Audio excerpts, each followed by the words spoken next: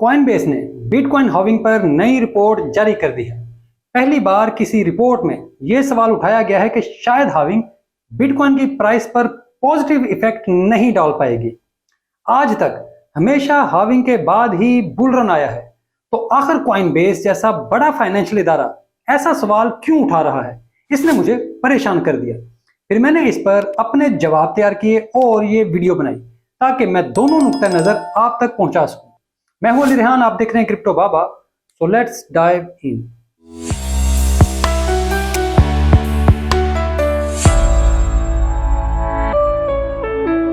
सबसे पहले हमें इस रिपोर्ट पर नजर डालनी है, फिर हमें यह जानना है कि आखिर कॉइनबेस अपने इंस्टीट्यूशनल इन्वेस्टर्स को ऐसी अजीब रिपोर्ट क्यों पेश कर रहा है और इसका मकसद क्या है, और क्या इनकी बात में कोई वजन है।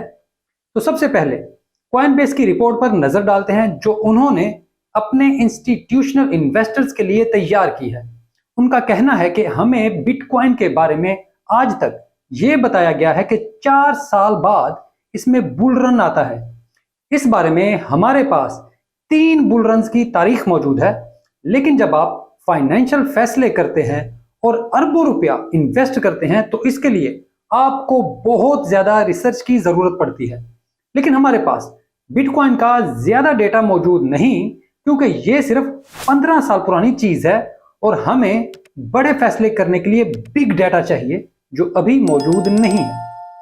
यहां कॉइनबेस रिपोर्ट के ऑथर्स हमारे एक सवाल का जवाब खुद ही दे देते हैं कि उन्होंने ये रिपोर्ट क्यों बनाई है। इन ऑथर्स का कहना है कि रिपोर्ट सिर्फ इस वजह से बनाई गई है क्योंकि वो जानते हैं कि इन्वेस्टर्स तक तमाम मालूमात पहुंचाई जानी चाहिए और ये भी बताया जाना चाहिए कि हाल्विंग कोई लाजमी इवेंट नहीं जिसकी वजह से प्राइस ऊपर जाए, क्योंकि इसके अलावा भी फैक्टर मौजूद हैं जिनकी वजह से प्राइस सप्रेशन रह सकता है, कीमत नीचे रह सकती है, जरूरी नहीं कि कीमत ऊपर जाए। इन्होंने ये रिपोर्ट सिर्फ इस वजह से बनाई है कि इन्वेस्टर्स के जहन में ये पहलू भी मौजूद हो ताकि वो बेहतरीन फाइनेंशियल फैसले कर सकें। तो रिपोर्ट हमें बताती है कि बिटकॉइन की हाल्विंग 3 बार हुई है। पहली 28 नवंबर 2012, दूसरी 9 जुलाई 2016 और तीसरी 11 मई 2020 को हुई। तो ये तीनों हाल्विंग एक ऐसे वक्त में हुई जब क्वांटिटेटिव ईजिंग का दौर था, लेकिन इस बार हाल्विंग क्वांटिटेटिव टाइटनिंग के दौर में आ रही है, जिसके असरात क्या होंगे कोई नहीं जानता। अगर आपको ये बात मुश्किल लगी है तो मैं आपको इसको आसान जुबान में समझाता हूं कि ये ऑथर्स क्या कह रहे हैं। तो इनका कहना है कि ग्लोबल लिक्विडिटी पीक कर चुकी है और पिछले 12 साल में मुसलसल पैसे की सप्लाई बढ़ती रही है और सेंट्रल बैंक मुसलसल ग्रोथ पॉलिसियां बनाते रहे हैं, जिसकी वजह से हालात अच्छे रहे हैं। वाफर पैसा मौजूद था तो बिटकॉइन और क्रिप्टो में ये पैसा जाता रहा, जिसकी वजह से बुल रन भी आते रहे। उम्मीद है कि आपको यहां तक ये बात समझ आ गई होगी। अगर नहीं तो एक और मिसाल से समझाता हूं।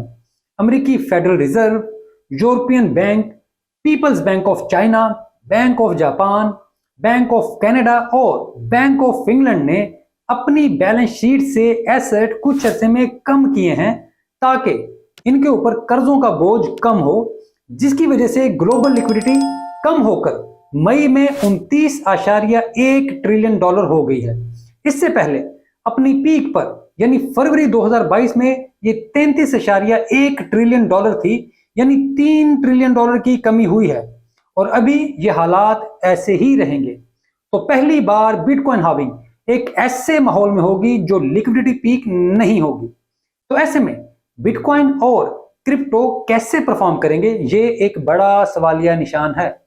रिपोर्ट के ऑथर्स ये तस्लीम करते हैं कि अभी हाल्विंग में 10 माह के करीब वक्त मौजूद है और ऐसे मुआशी हालात में जब दुनिया इंतहाई गैर मुस्तहकम हो तो फिर ये काफी लंबा अरसा है। ऐन मुमकिन है कि हाल्विंग के वक्त तक हालात बेहतर हो जाएं और दुनिया भर में पैसे की सप्लाई फिर से बेहतर हो जाए, तो हाल्विंग के असरात पुराने जैसे ही होंगे। लेकिन अगर ऐसा नहीं हुआ तो फिर हाल्विंग के असरात पर मनफी असर भी हो सकता है, नेगेटिव इंपैक्ट भी इस पर पड़ सकता है। तो यहां तक रिपोर्ट की बात कर ली। अब मैं अपनी बात शुरू करना चाहूंगा। मैं आपके साथ सिर्फ सींग फंसाने के लिए चीजों पर मेहनत नहीं करता।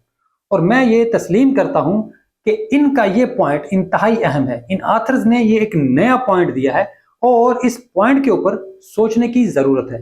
इसी वजह से मैंने इसे सोचा और इस पर अपना जवाब भी तैयार किया ताकि रिपोर्ट के साथ मैं अपनी तहकीक भी बता सकूं।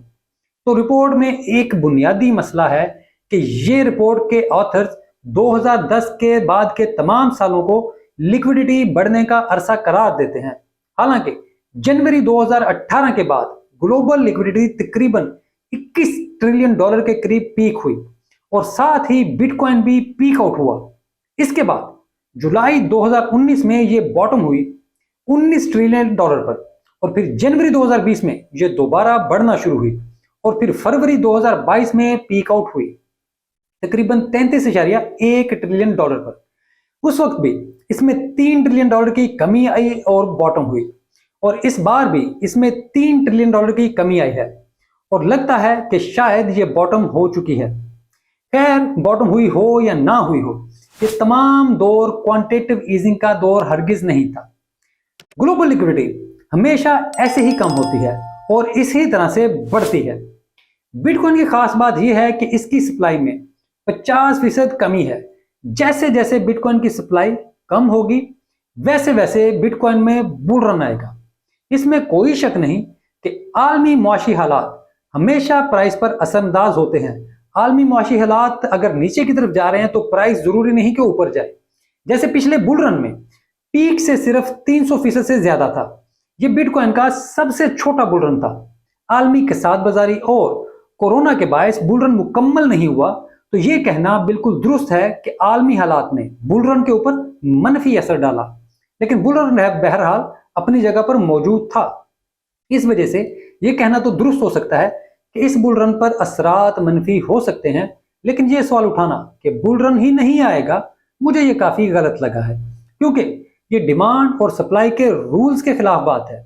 ये बिटकॉइन के मैथमेटिकल मॉडल के खिलाफ है और मुझे लगता है कि कॉइन बेस की रिपोर्ट के ऑथर्स को शायद बिटकॉइन के इस पहलू का ज्यादा इल्म नहीं। बहरहाल, मैंने आप तक अपनी राय और रिपोर्ट की राय शेयर कर दी है क्योंकि मैं चाहता हूं कि आप तक हर मालूमात पहुंचे और आप अपनी जिंदगी में अच्छे फैसले कर सकें। कभी कभी मुझे बहुत सी चीजें अजीब भी लगती हैं जिनके ऊपर बड़ा अजीब सा लगता है और मुझे फिर फील होता है कि इनके ऊपर बात करूं या ना करूं, तो शायद ये कभी कोई देखेगा या नहीं देखेगा, लेकिन फिर भी मैं इन चीजों के ऊपर बात कर देता हूं क्योंकि मैं कोई प्रमोशनल कंटेंट नहीं देना चाहता। मैं आपको एल्गोरिदम से मैचिंग कंटेंट नहीं देना चाहता। मैं आपको वो चीजें बताना चाहता हूं जो आप नहीं जानते और जिन्हें मैं दुरुस्त समझता हूं। मैं आपको सर्च ओरिएंटेड चीजें दिखाकर व्यूज लेने यहां पर नहीं आया हूं। ये मेरी एक मुखलस सी कोशिश है। बाकी अल्लाह मालिक है और अल्लाह हम सबका मालिक है, आपका भी और मेरा भी। अगर आपको ये वीडियो अच्छी लगे तो इसे लाइक और चैनल को सब्सक्राइब जरूर करें। हो सके तो दोस्तों के साथ भी इसको शेयर करें ताकि ये मेरा पैगाम मजीद आगे तक फैल सके। और अगर आप अपनी क्रिप्टो कहानी सुनाना चाहते हैं तो मुझसे ट्विटर पर राब्ता करें। मेरा ट्विटर हैंडल हर वीडियो में मौजूद होता है। इसमें कोई डैश या कोई कैपिटल लेटर्स नहीं है। मैं आपका मुंतजर रहूंगा और ये मेरे लिए एक एजाज की बात होगी कि आपकी कहानी सबके साथ शेयर करूं। पीछे एक वीडियो के नीचे एक दोस्त ने कमेंट किया था कि वो अपनी कहानी शेयर करने के लिए उन्होंने मुझसे ट्विटर पर राब्ता किया है, लेकिन मुझे शायद उनका मैसेज मैं मिस कर गया हूं क्योंकि ट्विटर भी आजकल अजीब ही हरकतें कर रहा होता है। खैर, वीडियो देखने के लिए आपका बहुत शुक्रिया।